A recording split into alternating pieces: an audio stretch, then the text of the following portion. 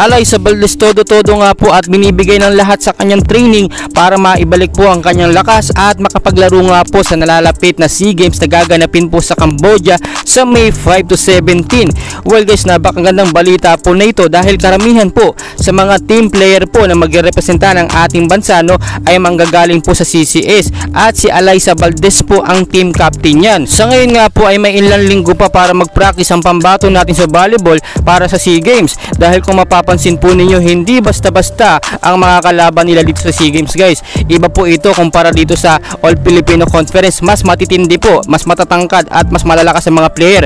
Well guys, sa pagkakataong ito hindi lang naman po puro criminal na maglalaro dito, hindi puro CCS kinuha rin po ang magagaling na player galing po sa ibang mga teams. Sa pagkakataong ito dapat talaga ma-sure na ang ating pambato ng Pilipinas na CCS at yung ibang mga team player na nakuha nila na makuha nila ang kampyonado dito sa SEA Games dahil syempre guys alam nyo napakalaking opportunity at karangalan nito sa ating bansa kapag nanalo ang ating kupunan. Tamang desisyon din po talaga na kinuha si Alaysa Valdez bilang team captain ng ating kupunan sa SEA Games dahil kung mapapansin po ninyo bilang isang team captain ng CCS ay napatunayan niya at talagang very supportive siya sa kupunan niya. Sa pagkakataong ito matindi po ang kakaharapin na pressure at practice ng ating kupunan para makapasok at manalo dito sa SEA Games. Well guys, napakarami pa pong kaganapan kaya naman patuloy ko po kayong i-update and please don't forget po to like and subscribe. Maraming salamat po.